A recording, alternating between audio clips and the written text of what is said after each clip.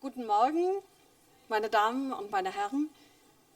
Willkommen zu Hine Tor, starke Frauen. Die Stimme der Frau in der Literatur von Aotearoa, Neuseeland. Für diejenigen, die jetzt mit dem Englischen nicht so zufrieden sein werden, dort hinten gibt es Kopfhörer, die eine Simultanübersetzung ermöglichen. Kia ora, tātou, atamarie. I hope you had all a good night's sleep, and good mornings, ladies and gentlemen. Boys and girls around? Wonderful. After introducing the Wahine Toa today, the strong women each will give you a taste of their writing. But first, let me introduce the panelists. Just another housekeeping note. A book signing will happen after the panel in front of the entrance area outside this pavilion. With us today are Aroha Harris. Aroha Harris belongs to Te Rarawa and Ngāpuhi. Dr. Harris lectures in history at the University of Auckland, where her current project reflects her interest in Maori and iwi histories of Maori policy and community development in the 20th century. Aroha was appointed to the Waitangi Tribunal in 2008. She has variously worked in both historical and social research for government departments, private organizations, and iwi people or tribe.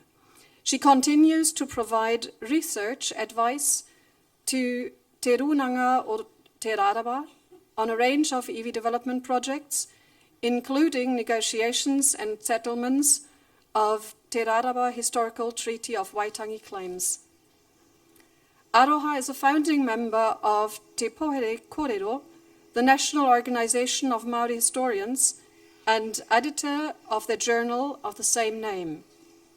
She has variously published in edited collections and academic journals, and her first book, Hikoi, 40 Years of Maori Protest, was published in 2004 and has been released in German this year. Aroha, anything to add? Well, I tell you a little story about it. I heard about Whina Cooper, who started the Hikoi, from Taitokerau, North Aotearoa, and I read about it in Cathy Dunsford's novels, and I got an introduction through several journeys we did, actually Hikoi journeys, walkabouts, to Hokianga, where Whina Cooper started out. And when I read Hikoi, I really got a grips on the whole story, on the movement, on the passion, on the activities still happening today, how it really spread like wildfire. And I think you have done a fantastic service to Aotearoa by providing this background knowledge in a very clear and passionate style. Thank you.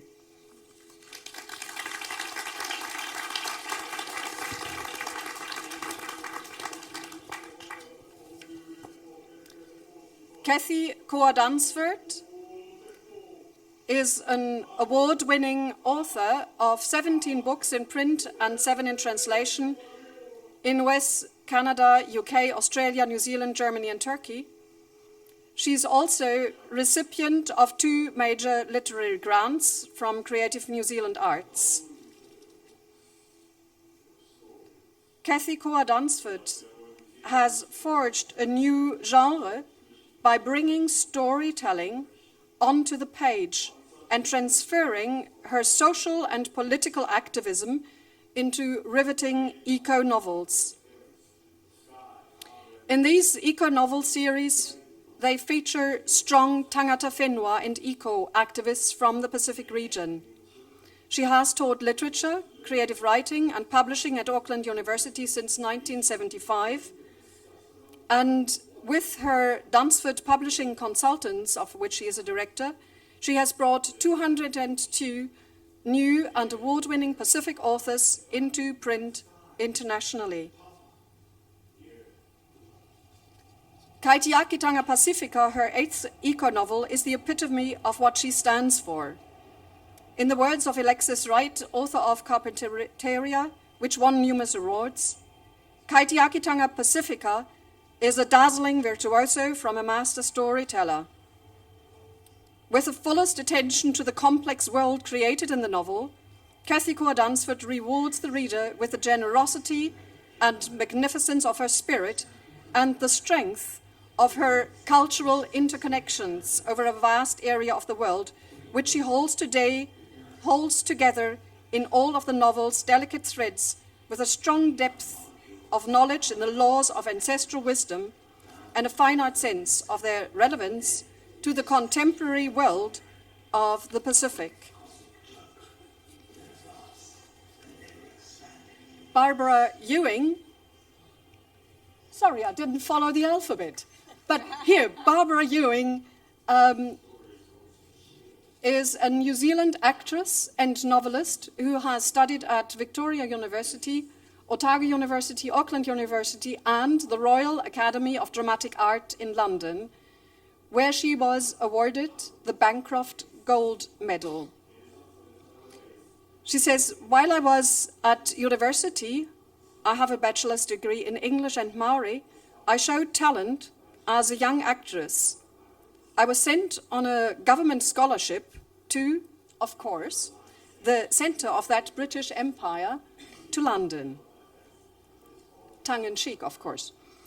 A long and successful career as an actress has alternated with and is now partly dominated by her writing. She has now published 8 novels, which have been translated into 12 languages. Among them, The Actresses, The Trespass, and The Mesmerist. They all have been published in Germany. Today she will be reading from Die Seelenheilerin, translated by Elvira Willems. Barbara Ewing weaves a plot as complex as Fair Isle knitting, darting teasingly between past and present, and fastens off all the threads so that the pattern is satisfyingly complete. She loves acting for how it could move and change people. I think her writing will do the same. Barbara Ewing ends her own bio with, "Lucky me, 2 careers and 2 countries."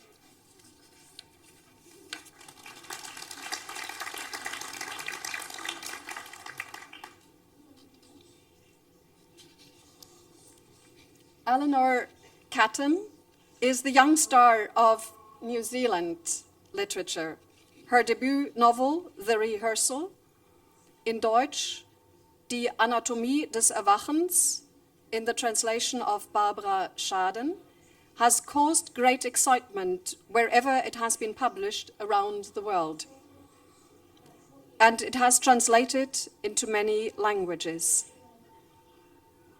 The Rehearsal is an exhilarating and provocative novel about the reactions to an affair between a male teacher and a girl at his secondary school, as well as the more muted response to the death of another pupil.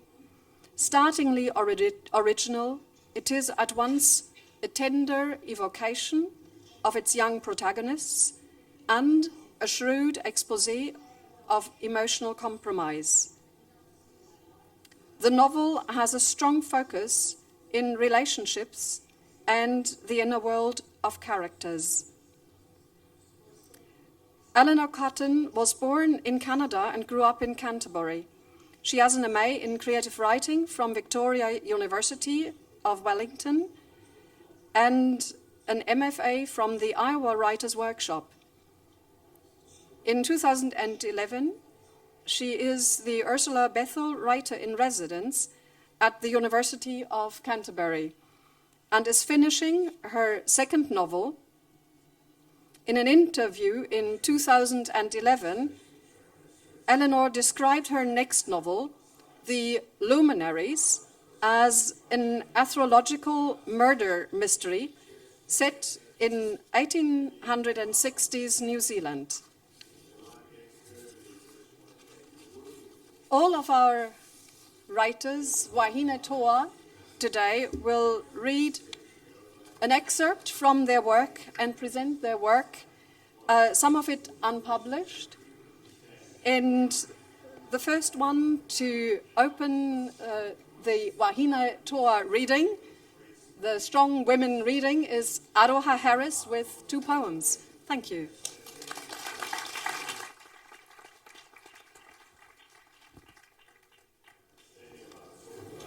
Kia ora, Karen. Tēnā tātou. By trade, I'm a historian, but I'm very happy today to get back to my first love and read a couple of poems. This first poem is called Donna Dreams, and it references 2 things. One is woman activist Donna Awatere, who I once heard comment on the vulnerability of being born a Māori girl, if you're a Māori girl, and how unsafe your life might be. But I wrote the poem at a time that another activist, Mike Smith, had tried to chop down a pine tree on One Tree Hill, so it's quite an iconic tree. Donna dreams of a place where it is safe to be born a Māori girl, and into the world is born a daughter to a 2-roomed shelter without power or power, no running water.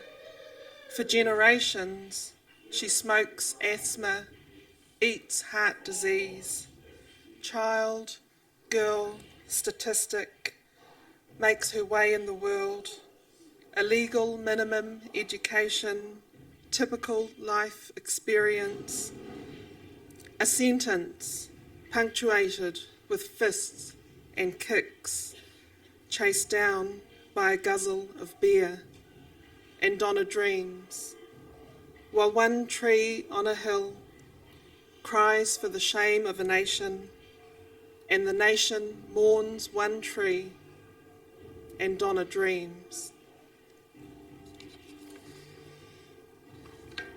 And just to show that women or the female element occupy different kinds of spaces, the next poem I want to read is Kauai, and the Kauai is the chin moko or chin tattoo that women take. So I wrote this for my friend when she was getting her Kauai done. Kauai. And even as we pursue time, tracking down lines, it is time that catches us. The past is sure beneath your skin, reciting curves and lines. Soon she is here, inhaled on your lips, revealed in flesh to a master. Mother Time is laying down lines, below which you promise we shall never venture again. Kia ora.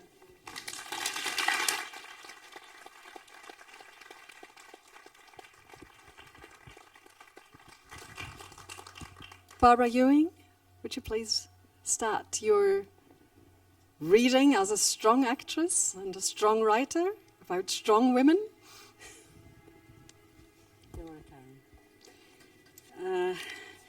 Guten Abend, guten Morgen, meine Damen und Herren. Kia ora koutou no te rapito o te ao.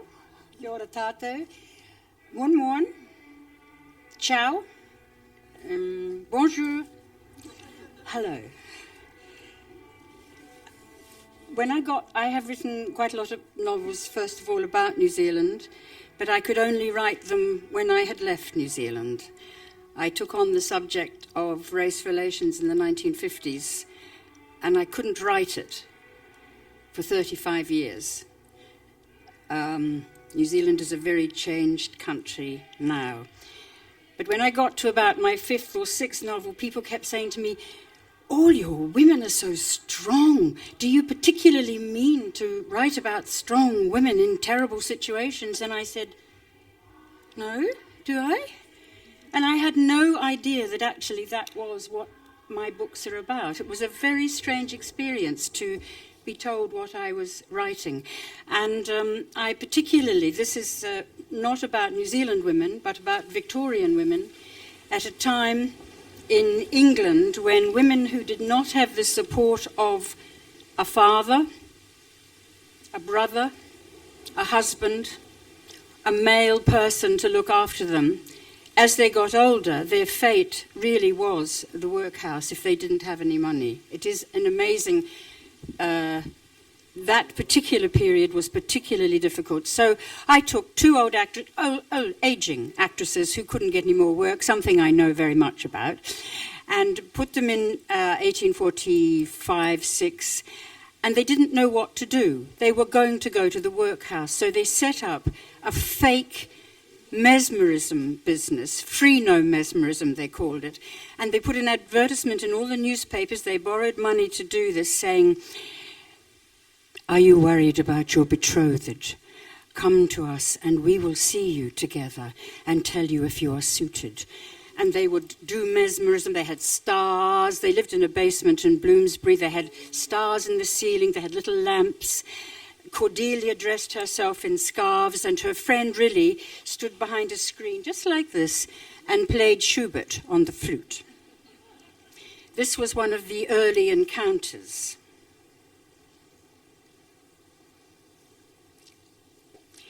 Miss Lucinda Tudor was perhaps 18, arrived in Little Russell Street quite alone. She could not say why she'd come or what she'd wanted. Rilly's flute wafted in hopefully from the back room. Tell me about your husband-to-be, said Cordelia, somewhat bemused. There was a long silence. Cordelia waited. Well, I would like to help you, but if I'm to help with your choice, I cannot assist you if you cannot tell me your concerns. I think he might be deformed, said Miss Trudel. I do not wish to marry a deformed man. What is his deformity? Again Miss Trudel was silent. She looked up at the glass stars that caught in the flickering candlelight. Is it his face? Is there something in his face that distresses you? No. Is it something you cannot see? Yes. Is it something you think he is hiding from you? Yes. Then you must, I would suppose, ask him about it. The girl blushed red. I cannot. Cordelia felt herself losing patience, but reminded herself this was how she was earning her living now, and patience must be her strongest virtue. Do you care for this man, Miss Trudel? Yes, but since I have noticed the deformity, I cannot care the same. Cordelia actually heard her swallow. He has a growth, that is, a protuberance. I'm so sorry, the poor man. Yes, but she struggled very hard to find the words. He He pushes the protuberance against me. I do not like it. A light shone. Cordelia bit her lip. Has perhaps your betrothed, what is his name? Mr. Forsyth. Well, forgive me for this question, but has perhaps Mr. Forsyth been a little forward? I do not know what you mean. Have you allowed Mr. Forsyth to kiss you? She saw the girl's face. Oh, it's perfectly natural that he should want to do so. Miss Trudel spoke sulkily. Yes. And is it when Mr. Forsyth is kissing you that this deformity comes to your attention? The girl nodded, her cheeks red. Cordelia, another Schubert song commenced from behind the screen. Cordelia said, Miss Trudel, has anyone, your mother perhaps, spoken to you about what happens when a man and woman marry? What do you mean? Well, do you wish to have children? Oh, yes, I do, of course. Cordelia plunged in. Do you know how children come to be born? Well, they come when you get married, I know that. Cordelia looked up at the glass stars herself for guidance. Miss Trudel, she said firmly, children are not born because you get married. Children are born because men and women who love each other join together. What do you mean? Hellspite. I mean, the protuberance you have noticed must join to you, enter you. Enter me? Where? Miss Trudel looked like a frightened rabbit. Where? My mouth?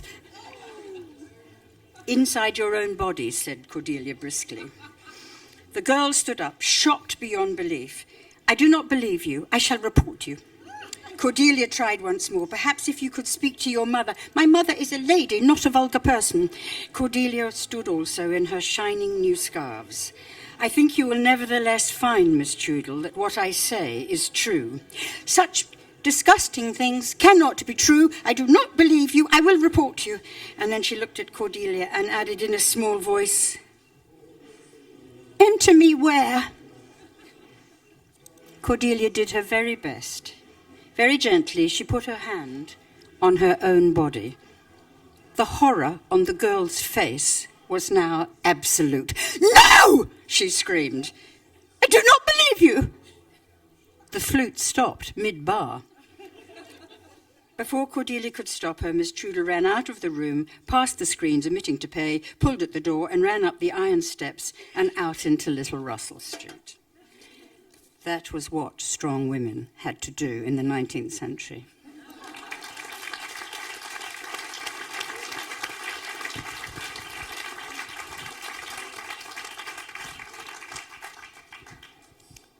Cathie Dunsford will now read from her novel Kaitiakitanga Pacifica, a short narrative and a poem from her collection Survivors.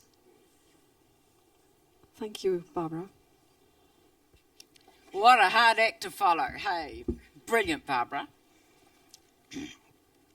Witi Himaira launched Kaitiakitanga Pacifica just this Friday, and I'm still reeling from the beauty of his words. And how many people here have seen Whale Rider or read the book? Well, he said at the launch, and it was beautiful, and I think it had quite a few of us in tears, he said, if Paikea had grown up, she would have been Kauri, and Kauri is the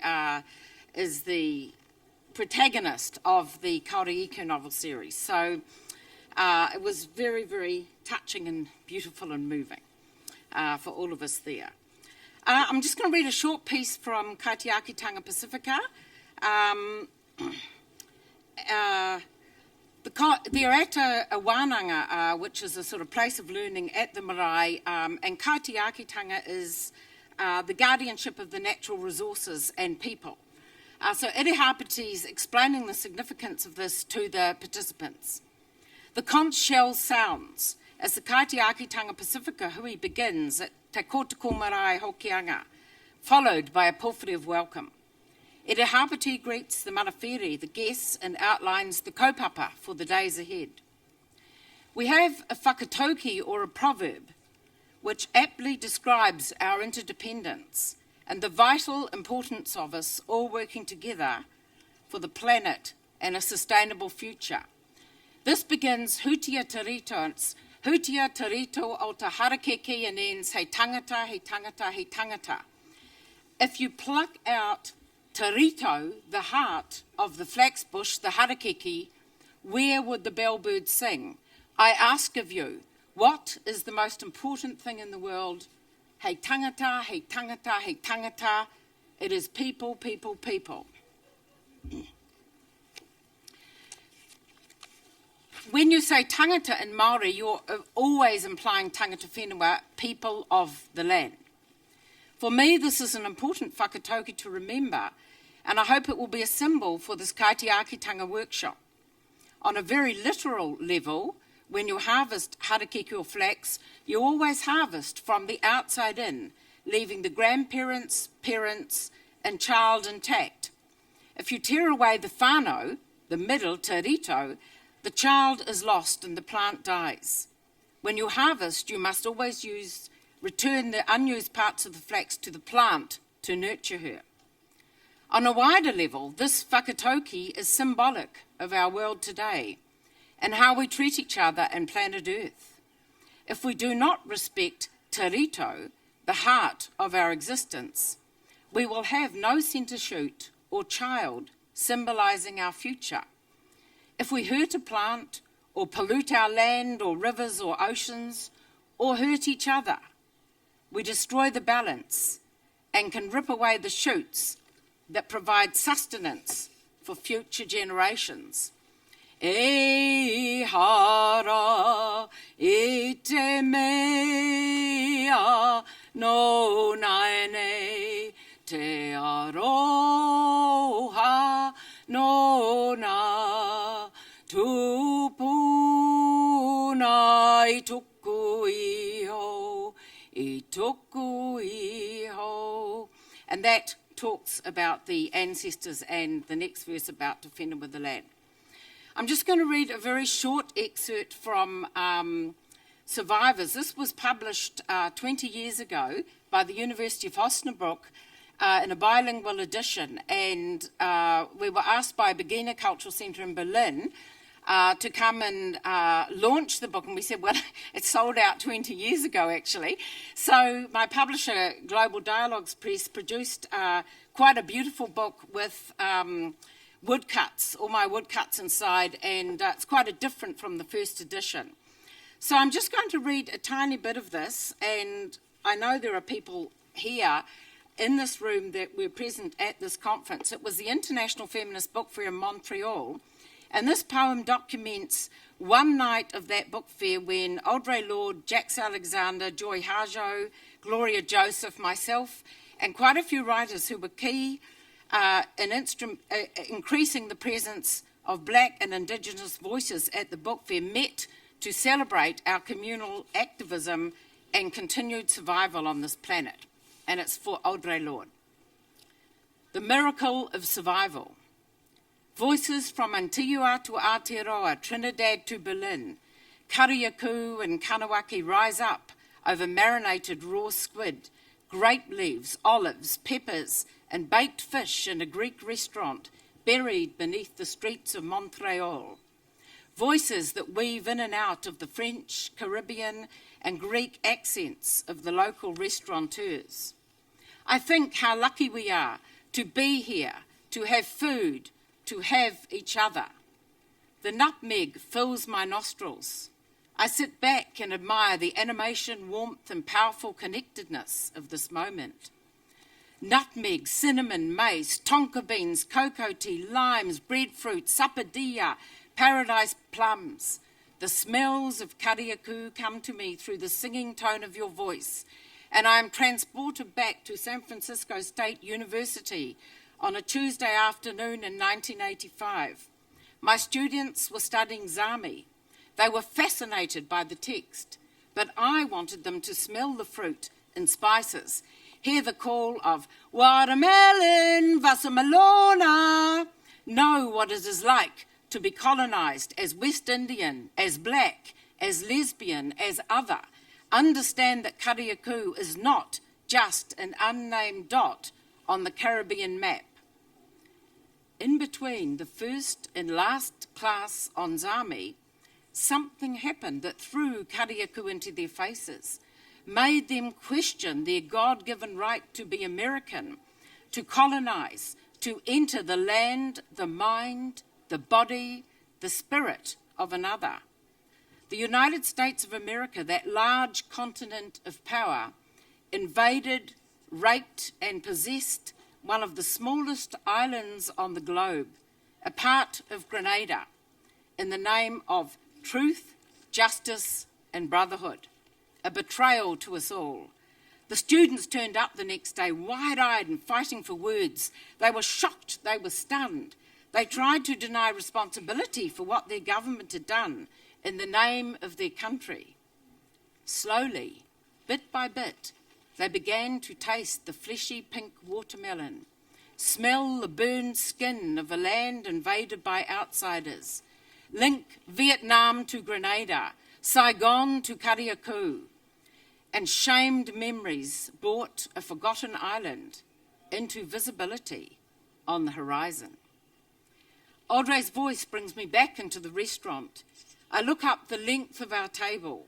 Women writers from Trinidad, Tobago, Kariaku, Germany, Aotearoa, Canada, the Indian reservations of Great Turtle Island, Native Canadians, Native Americans, Jewish women from Europe and America, Black women from Germany with a whole other tale to tell. Audrey's words float through the sounds and smells, the songs and spices. How Kariaku women love each other is legend in Grenada.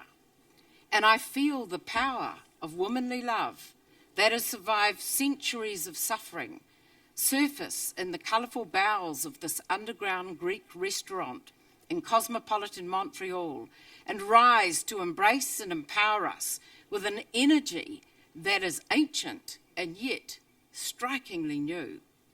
I think of the womanly struggles that have allowed us to sit together in relative safety in the subterranean cave with food to eat, poems and songs to share, and I believe that this moment is a miracle of survival.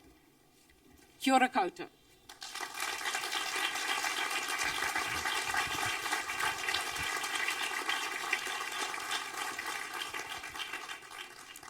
Thank you, Cath. Eleanor Catton is the next one to read to us and give us a glance into her new book. Thank you.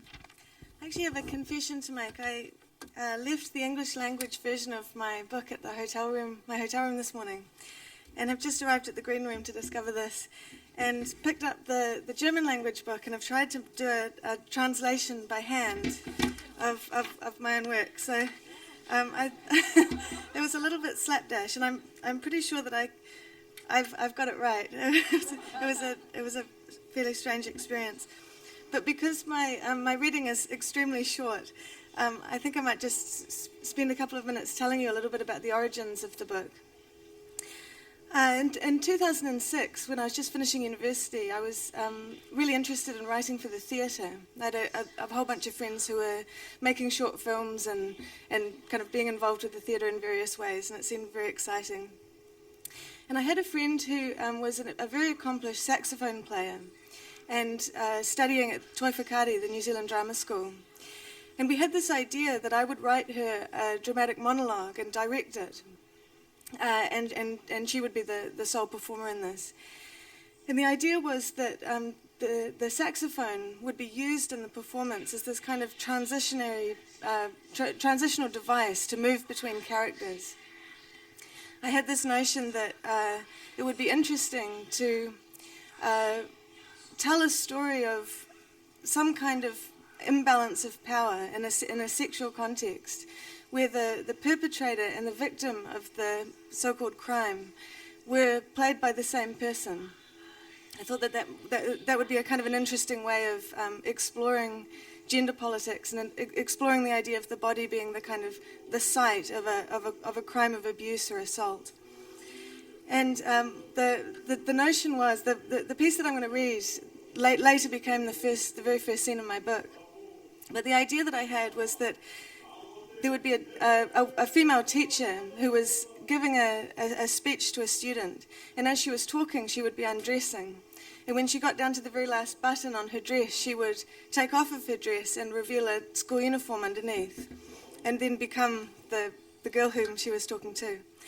And this never quite made it into the book, but this was the kind of the seed, I suppose, for the novel. What ended up happening was months passed and life got in the way, and we never finished the monologue. But later that year, I returned to this document, had a look at it, and put quotation marks around the first line, and then wrote, "She said." And I thought, this is different. There's something that changes kind of alchemically here when these words become fictional rather than dramatic.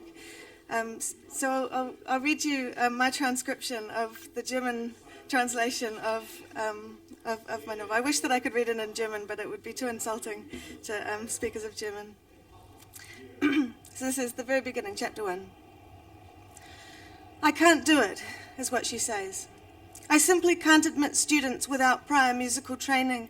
My teaching methods, Mrs. Henderson, are rather more specific than I think you understand." A jazzy pulse begins, just drums and double bass. She swirls her spoon and taps it once. "The clarinet is tadpole to the sax. Can you see that? The clarinet is a black and silver sperm, and if you love this sperm very much, it will one day grow into a saxophone." She leans forward across the desk. "Mrs. Henderson, at present, your daughter is simply too young. Let me put it this way. A film of soured breast milk clutches at your daughter like a shroud." Mrs. Henderson is looking down, so the saxophone teacher says, rather sharply, "Do you hear me, with your mouth like a thin scarlet thread, and your deflated bosom, and your stale mustard blouse?" Mrs. Henderson nods imperceptibly. She stops picking at the sleeves of her blouse. "I require of all my students," the saxophone teacher continues, "that they are downy and pubescent, pimpled with sullen mistrust and boiling away with private fury and ardour and uncertainty and gloom. I require that they wait in the corridor for 10 minutes at least before each lesson, tenderly nursing their injustices, picking miserably at their own unworthiness, as one might finger a scab or caress a scar. If I am to teach your daughter, you darling, hopeless and inadequate mother, she must be moody and bewildered and awkward and dissatisfied and wrong. You must understand me on this point. I cannot teach children." Thank you.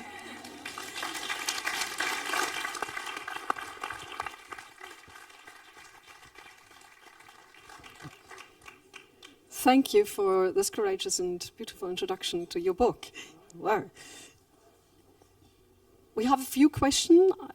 We're slightly over time with the reading, but maybe we start with the question about New Zealand was the first country in the world to give women the vote. And in this context, maybe we think about also wahine toa, feminist or womanist, and what that does do to a woman as a label. And did you feel empowered by this growing up, and did it encourage you to feel that women could be anything, including being a writer, this historic moment of the first vote, the first country to give vote to women?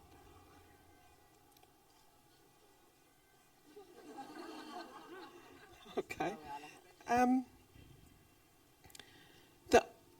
I have to say no, because I didn't grow up knowing about 1893 and our suffrage movement in New Zealand. That's something I learned at university, I think, and not as a child growing up. So if I was influenced by that fact, then it's an influence that I don't know how it's occurred or what's happened, but that...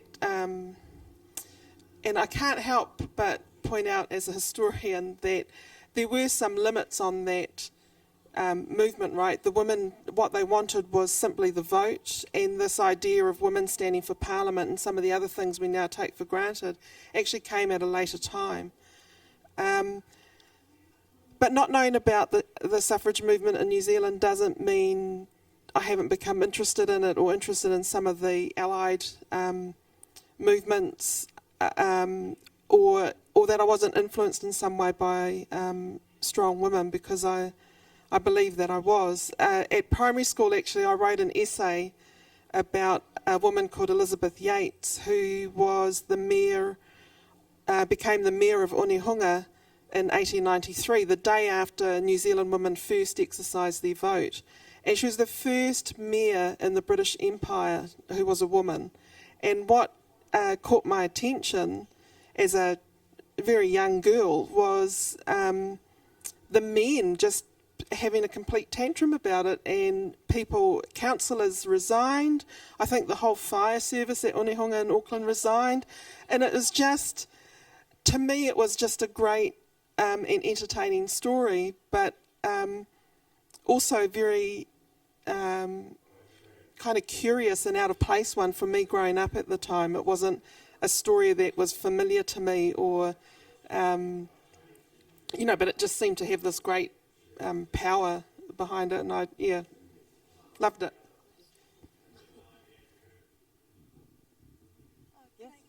Yes, please. I think that one of the funny things I think about our preconceived ideas about gender is that sometimes it takes leaving the environment in which you're comfortable to kind of realise actually what it is that your values or received ideas really are. After I'd written the rehearsal, I went to do a master's in the United States, and one of the first stories that I put up for workshop while I was there in the kind of workshop environment was a story where a heterosexual couple is on a tramp, they're hiking in the New Zealand mountains, and both the man and the woman are deciding that they are going to leave the other one, but they're kind of obviously not kind of speaking of this aloud. And one of the features in the story was that the woman was much less attractive than the man believed that he was capable of getting, kind of winning in a woman. And this was kind of like had always been this kind of secret shame for him, that his girlfriend wasn't as attractive as he thought he could maybe get. And when I put this story up for workshop, there was this real outrage about this element, because everybody said this is an unrealistic story. There is no way that these people would be together if this man was with a woman who was less attractive than he thought that he could be with. And it was quite interesting to me, because I mean, that obviously this is only one element in the kind of wider panorama, but I just saw that beauty just had this premium in this other culture that for me, this was just one aspect of a very complicated relationship that I tried to render between two people. So it was quite interesting, the kind of the degree of the response that I received.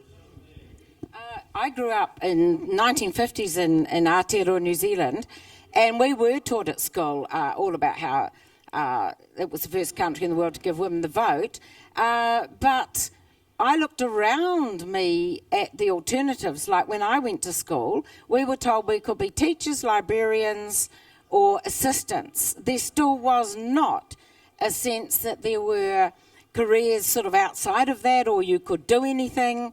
I was lucky enough to grow up in a whānau where my independence was encouraged, but we were still kind of suppressed by that whole 1950s conformity.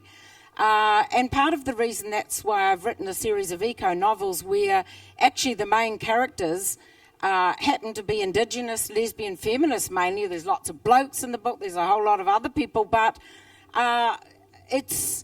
they do what they like. They fight large global corporations. And some people say, oh, well, this is unrealistic, but it's not unrealistic for me, because we were there at Greenpeace. We were there protesting at Mararoa Atoll when France dropped its nuclear bombs. So, in the history of the country, there have really been strong, both Māori and Pākehā men and women working together, but I think we do have a very strong history of strong, independent women, and it's sort of the farming history as well. A lot of people were brought up on farms, and women did men's work. So this was a natural part of our growing up. Yeah, go. I'm going to answer the question about why New Zealand got the vote, and Cathie has already just touched on it. And I'm, in doing that, I'm paying homage to a New Zealand poet who was born in 1919, Ruth Dallas, and she didn't die till, I think, 2007, but she wrote this poem, and I think it encapsulates why women got the vote in New Zealand. It's called Photographs of Pioneer Women. Oops. You can see from their faces, life was not funny. The streets, when there were streets, tugging at axles, the settlement ramshackle as a stack of cards. And where there were no streets and no houses, save their own roof of calico or thatch, the cows coming, morning and afternoon, from the end of world swamp, udders cemented with mud. There is nothing to equal pioneering labour for wrenching a woman out of shape, like an old willow, uprooted, thickening. See their strong arms, their shoulders broadened by the rhythmical swing of the axe, or humped under loads they donkeyed on their backs. Some of them found time to be photographed, with bearded husband and 12 or 13 children, looking shocked but relentless after first starching the frills in their cap.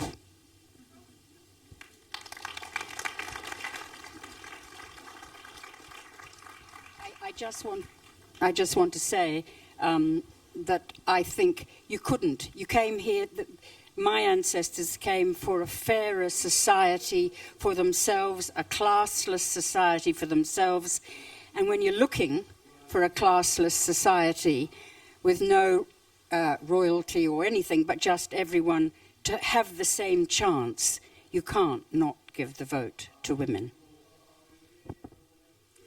Thank you. I think we do have time for one more round of question I feel strongly about, and I hope you too. Who were the strong female voices for you in literature or other work ways of life that influenced your work? Eleanor? Well, for me, we're extraordinarily lucky in New Zealand, I think, to have both Catherine Mansfield and Janet Frame. And to me, they, in my reading life, they kind of are New Zealand's modernism. It's kind of, with Janet Frame being this wonderful kind of Joycean kind of a character, and Catherine Mansfield being this kind of perfect fusion of Virginia Woolf and Chekhov, I think. So for me, those two authors are just absolutely world-class. I agree they're world-class, but Catherine Mansfield didn't affect me one little bit. I found it like boring English writing with a whole bunch of New Zealand names in it.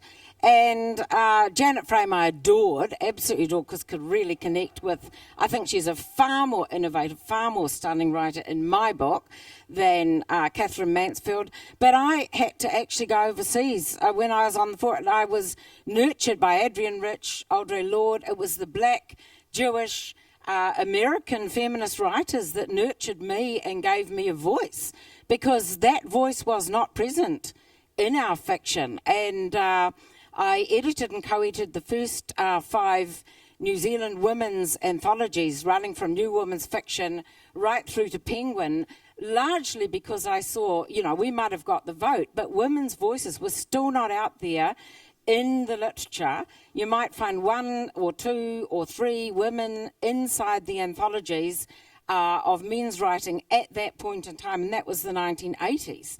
So, you know, we still had a long way to go. Now it's completely changed. I would say we've probably got more female writers and really wahine toa, strong female writers than the blokes.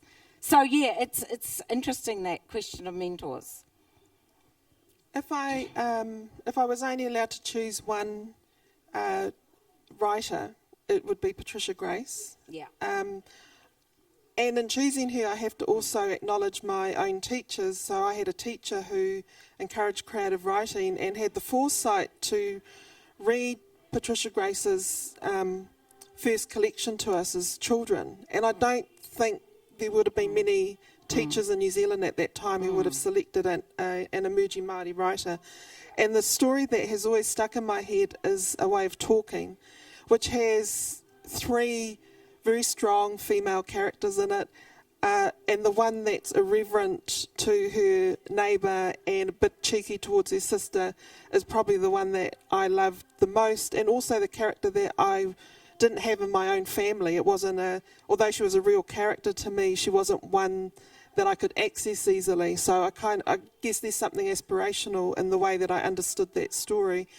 And also with a lot of Patricia's work, it ends with something very ordinary for a Māori family, sitting down to have a meal. So quite a daily activity. But in terms of influential women, I have to go to my grandmothers, my mother and other men and women of her generation who taught me a work ethic. My grandmother, who was a composer, and I think Māori women have been composers for generations. Every time they create a karanga, a call of welcome, every time they compose a waiata, a song, there's these great compositions, and I have been privileged to have known my grandmothers closely and to have had their influence around me, and particularly my dad's mother, who herself was a composer and, a storyteller and full of histories. And I think it's taken me a long time to figure that out, because it's something that I could have taken for granted easily. I have to say, I was in the era before Patricia Grace. So, when we were at school, there was not Māori writing taught. There wasn't even New Zealand literature taught in the schools. But Patricia Grace's Pōtiki had a huge effect on me later, yeah. I would just like to say that I cycled on my bicycle to Miramar South Public Library all the time until I was 11, buying books from England where the heroines were skaters or ballerinas or actresses or whatever. That was my reading until I think it was my 11th or 12th birthday. My father gave me, and I'm here with Ellie, Catherine Mansfield's short stories. I nearly died. I thought, you can write about New Zealand. I had no idea that you could write about New Zealand. And I wrote a story and got 7 and 6pence from the Junior Digest. But it was understanding that. That's the biggest literary influence. And the other is my great-grandma was 104, and I couldn't understand her because she spoke with such a strong Glaswegian accent. But my grandmother at 80 said, don't get married, travel the world. Yeah.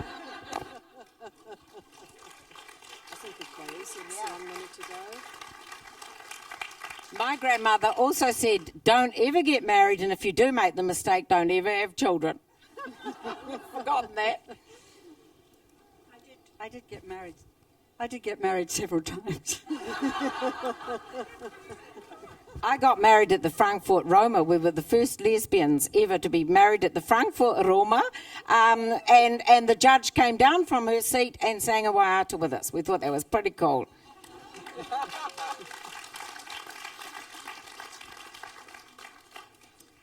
Just up to me to thank you for your beautiful readings, giving us an insight into the female voice, the multiple female voices in Aotearoa, in New Zealand, and the many strata of what has made up the bilingual, the bicultural, and the multicultural facets of the country we now know as Aotearoa, New Zealand.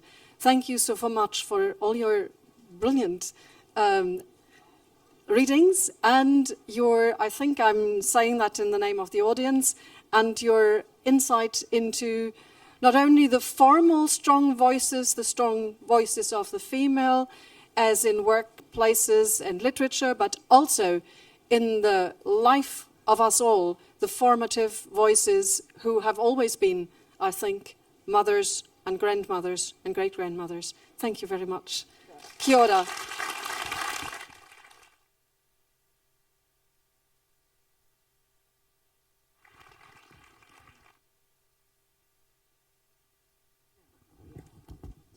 As announced in the beginning, we do have a book signing of those exciting books outside the pavilion in the information area. And we'll now just move out and go there. Thank you.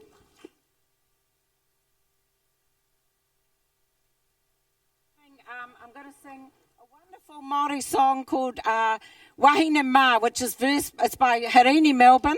And while they're just getting off the stage, and it goes, some of you will know it if you've been to our performances, Wahine ma, maranga mai, kia kaha. Wahine ma, maranga mai, kia kaha. E ai, e ai, o. Kia ora koutou, thanks for being a great audience.